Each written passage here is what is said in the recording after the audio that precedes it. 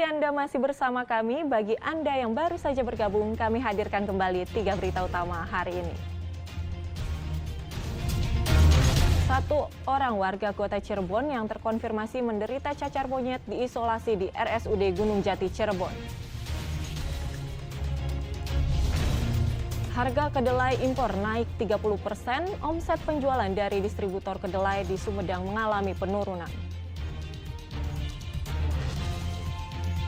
Seorang maling di Gempol Kabupaten Cirebon tersangkut di plafon sebuah kios percetakan hingga tak dapat melarikan diri.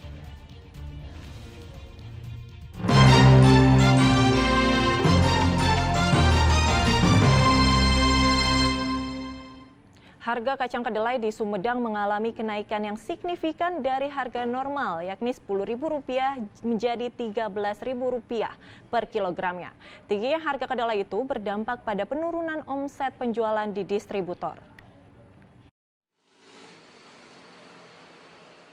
Harga kacang kedelai mulai naik di sejumlah wilayah. Di Sumedang, harga kedelai impor di tingkat distributor mengalami kenaikan hingga 30%. Salah satu gudang distributor kedelai di kawasan Alam Sari mencatat harga dijual kedelai impor seharga Rp13.000 per kilogram, padahal harga normal Rp10.000 per kilogram. Kenaikan harga kedelai terjadi sejak 3 bulan lalu. Imbas dari kenaikan harga, omset pedagang turun 40% karena berkurangnya jumlah pesanan dari perajin tahu dan tempe. Distributor impor kedelai menduga naiknya harga kedelai impor karena gagal panen. Meski begitu, ketersediaan kedelai masih aman.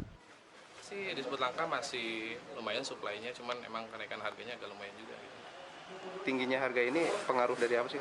Pengaruh dari kayaknya mah ini dari gagal panen dari produk impor juga. Otomatis konsumen juga berkurang ya karena penjualan sekarang tuh agak turun, terus keuntungan mereka juga dengan adanya kenaikan produk kedelai ini akhirnya mereka berkurang.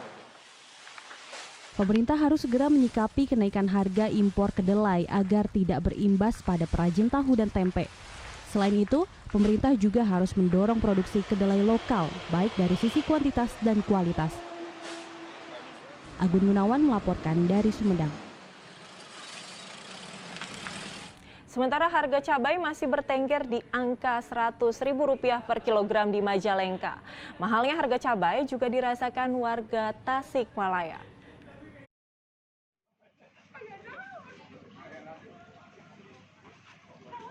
Harga cabai di pasar tradisional Kadipaten Majalengka masih tinggi. Cabai rawit merah dijual Rp100.000 dari sebelumnya Rp60.000 per kilogram. Begitupun cabai rawit hijau yang kini dijual Rp60.000 dari harga normal Rp30.000 per kilogram. Naiknya harga cabai dalam sebulan terakhir berimbas pada turunnya omset pedagang hingga 50%. Kurangnya pasokan karena gagal panen di musim kemarau diduga menjadi penyebab kenaikan harga cabai. Itu ada pengaruh nggak ke omset Ibu? Pengaruhnya luar biasa, Bapak, pengaruhnya. Itu menaik apa menurun, Bu? Omsetnya iya. Menurun, jadi nggak seimbang teh pendapatan. Berapa persen, Bu? 50%.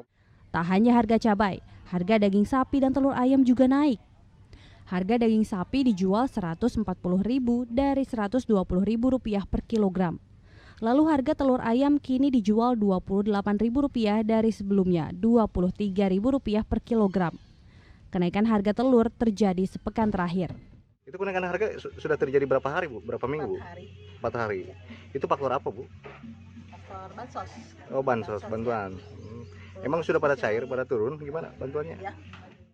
Naiknya harga telur dan cabai membuat pembeli menjerit karena belanja kebutuhan sehari-hari jadi berkurang.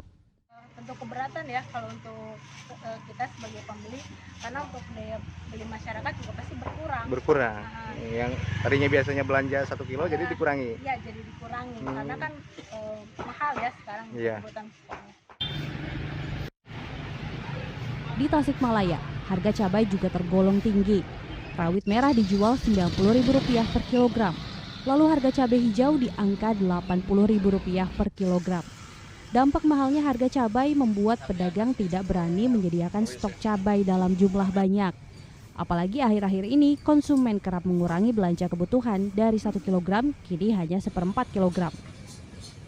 Sini yang beli gimana? Jadi sepi untuk beli cabai gitu. Jadi murah aja. Ya, berkurang ya. Awalnya sekilo jadi setengah, yang beli setengah seperempat jadi seon. Ya. Selain cabai, harga sayuran seperti kacang panjang dan buncis juga naik menjadi Rp15.000 dan Rp20.000 per kilogram. Oh gitu ya. Ada sisa malam enggak ya. Agun Gunawan, Eko Setiabudi melaporkan dari Majalengka dan Tasikmalaya.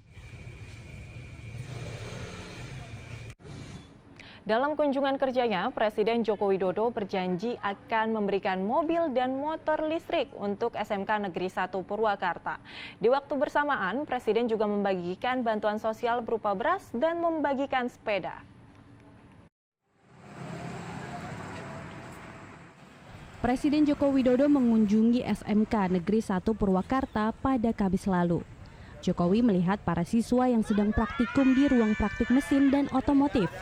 Dari hasil kunjungannya, Jokowi menilai seluruh jurusan dan fasilitas di SMK sudah baik, tetapi masih menggunakan mobil dan motor konvensional sebagai contoh. Untuk meningkatkan pengetahuan soal perkembangan teknologi kendaraan yang ramah lingkungan bagi siswa jurusan, Jokowi akan memberikan bantuan mobil dan motor listrik ke SMK ini. Siswa itu biar mengikuti arus teknologi, jadi jangan sampai yang di SMK masih kendaraannya masih kendaraan lama, kemudian masih combustion, mesinnya bisa masuk ke listrik. Dan besok saya kirim CNC milik mobil listrik sama sepeda motor listrik. Setelah berkunjung ke SMK Negeri 1 Purwakarta, Jokowi melanjutkan kunjungan ke lapangan Sahate, pusat kota Purwakarta untuk memberikan bantuan sosial berupa beras 10 kg kepada para keluarga tidak mampu. Pak Ramlan, gimana tanggapannya dapat bantuan dari Pak Presiden nih? Alhamdulillah. Senang ya dapat bantuan dari Presiden?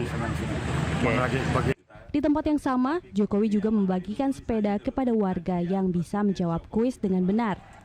Syamsul Nursyah melaporkan dari Purwakarta.